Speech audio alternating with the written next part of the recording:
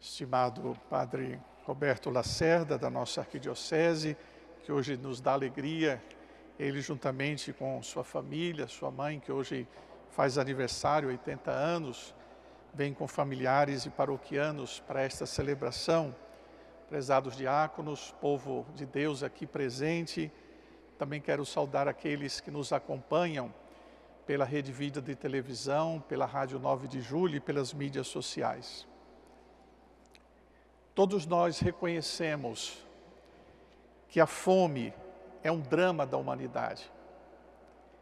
Vocês sabem, há populações inteiras, nações inteiras que passam fome.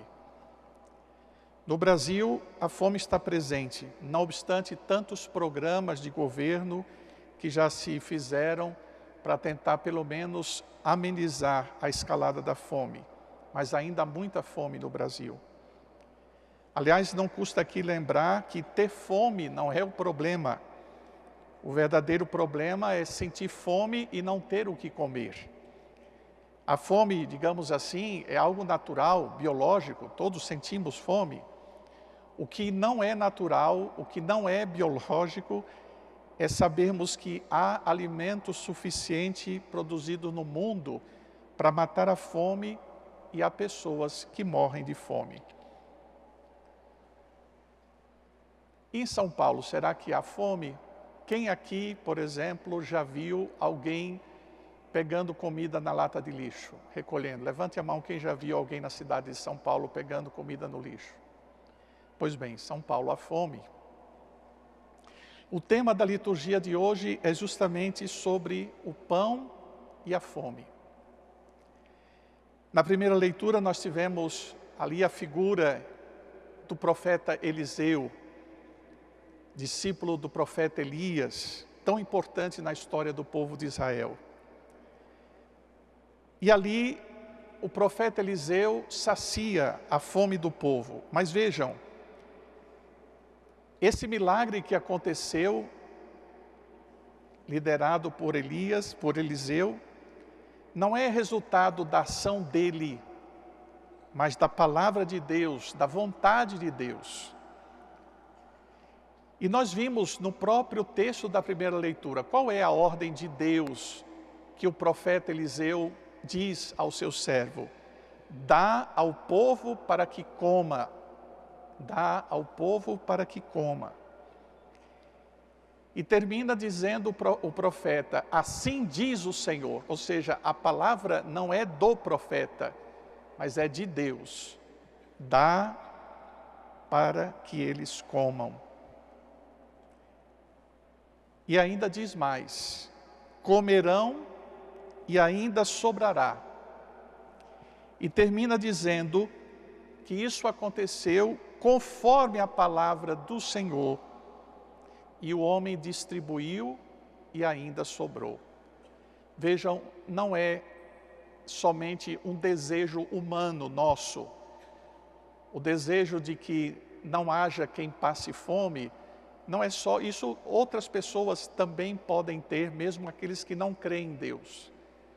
Mas para quem crê em Deus, a ordem de Deus é muito clara: que o povo coma.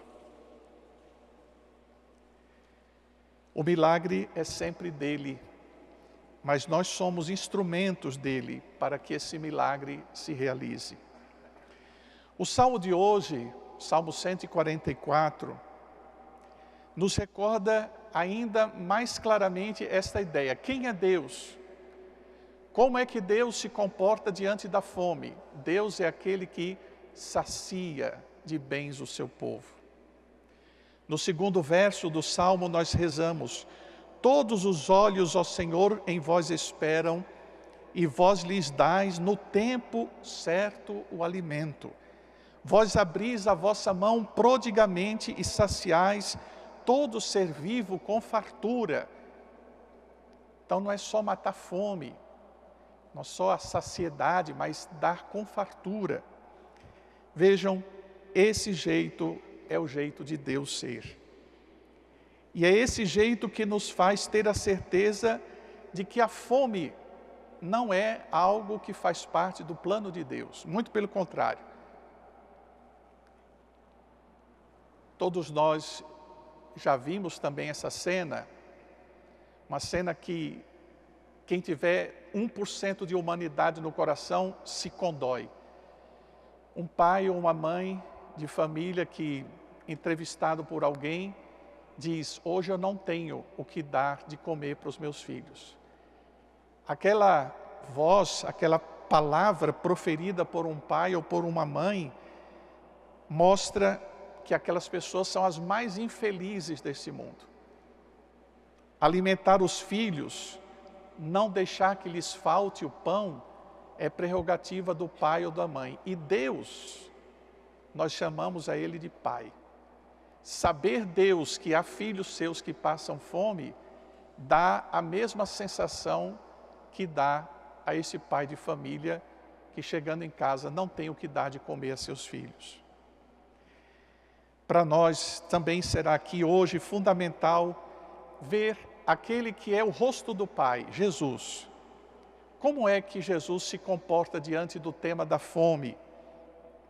Vejam, no Evangelho ele está sentado no monte, depois de ter atravessado o mar da Galileia. Havia uma grande multidão que o seguia. E é interessante aqui porque ninguém naquele momento está reclamando que está com fome. Mas é Jesus, que olhando a multidão, ele percebe, essas pessoas estão com fome. É bonito isso, a sensibilidade de nosso Senhor. Ninguém pediu a ele comida, mas ele sabe que aquele povo naquela altura estava com fome. E aí, ele usando daquele pretexto, ele vai testar os seus discípulos e vai perguntar a Filipe: onde vamos comprar pão para que eles possam comer? A partir dessa preocupação de Jesus, que o Evangelho diz feita para testar os discípulos, apresentam-se duas saídas.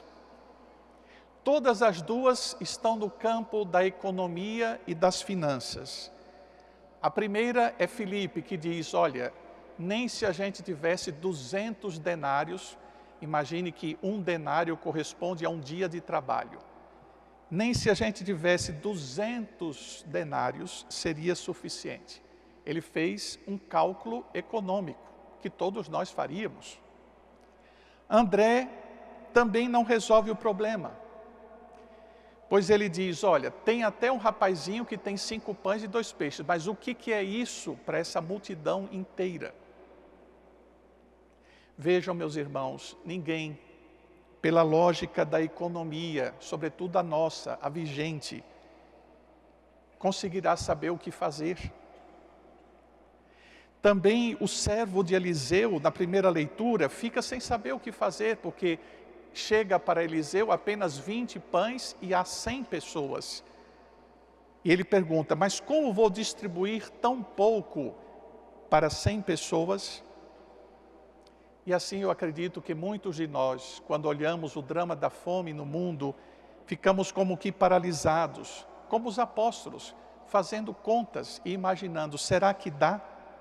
Será que é possível? Porque parece que não é suficiente. Mas para Jesus, aqueles 5 pães e 2 peixes, aquele pouco, viraria muito, a ponto de sobrar. Certamente, os 5 pães e 2 peixes era tudo que aquele garoto possuía naquele momento.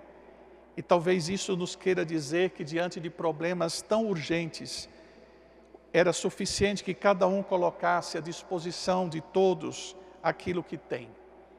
Porque para Deus o que importa não é a quantidade, quem vai dar mais ou quem vai dar menos, mas é a qualidade da nossa disposição. Jesus usa do pouco e do tudo daquele menino para realizar o sinal. Quando nós olhamos para a nossa economia, nós enxergamos que justamente não conseguimos resolver o problema da fome, porque a nossa economia é baseada no acúmulo e não na distribuição. Porque do mesmo jeito que nós vimos pessoas comendo no lixo, nós também já vimos nos telejornais toneladas e toneladas de alimentos sendo jogadas fora para poder fazer o preço daquele alimento subir. Nós vimos essa cena. A partir daqui, nós veremos como Jesus vai resolver. Claro, ele primeiro já integrou os 5 pães e 2 peixes.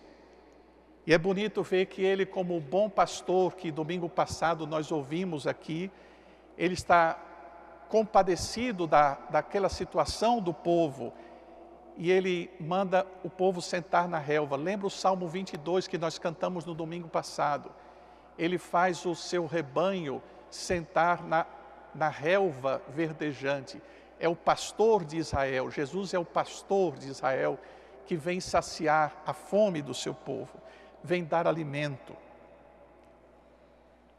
Observemos aí ainda os gestos de Jesus naquele momento. Ele toma o pão, dá graças e distribui. Isso nos lembra as nossas refeições. Uma família cristã, quando se senta para comer, antes de comer, agradece. Bendiz a Deus. Seria tão bom que esse costume voltasse, não é? Ao menos naquela única refeição da semana que a família ainda consegue se reunir, que nós não começássemos sem antes rezar, para agradecer a Deus o alimento. Mas isso também lembra a Eucaristia. Nela nós reproduzimos esses gestos de Jesus. Tomou o pão, ofertório, deu graças, oração eucarística e distribuiu no momento da comunhão. Nós a tratamos, portanto, com tanto zelo, porque a Eucaristia é esse sinal sagrado do Deus que alimenta o seu povo, que não deixa faltar o pão da vida. Ninguém sai da Eucaristia com fome, porque por Deus nós somos diretamente alimentados. E a multiplicação acontece. E é por isso que a gente tem tanto zelo pela Eucaristia, porque ela nos faz recordar o jeito de Jesus, o jeito de Deus, que mata a nossa fome. Para nós a Eucaristia é tão sagrada, e é por isso que é motivo de tristeza que a gente de repente veja a Santa Ceia do Senhor sendo ridicularizada. A liberdade religiosa nos deveria fazer respeitar também a fé e a sensibilidade dos outros. Ainda, meus irmãos, um pequeno detalhe. Vejam que o Evangelho diz que depois de ter distribuído para mais de 5.000 pessoas, ainda sobraram 12 cestos. Lembra as 12 tribos de Israel, os 12 apóstolos. É lindo isso. Jesus diz assim, não esqueçam de recolher as sobras, para que não se perca nada. Isso nos deveria questionar. O que faço com o alimento que sobra na minha despensa? Eu deixo, por exemplo, que os alimentos sigam o vencimento deles para depois jogar fora? Isso é pecado grave, gravíssimo, que a gente jogue comida fora. E aquilo que sobra das minhas refeições, para onde vai? Lembre-se que aquilo que sobra é o direito do outro que está faltando. Por fim, meus irmãos, chega o momento em que Jesus resolve deixar a multidão por receio de que aquela multidão queira proclamá-lo como rei. É o problema de dar pão e você achar que ali chegou o chefe político que vai resolver todos os problemas. Jesus foge desse tipo de reconhecimento, pois não era essa a sua missão. Hoje é Dia Mundial do Idoso. E o Papa Francisco, como nos últimos 4 anos, escreveu uma linda carta que eu peço a vocês que chegando em casa, deem uma olhada na internet. Linda carta do Papa para os idosos. O tema é, na velhice não me abandones. É um versículo bíblico do Salmo. E isso de alguma forma tem a ver com a nossa liturgia de hoje.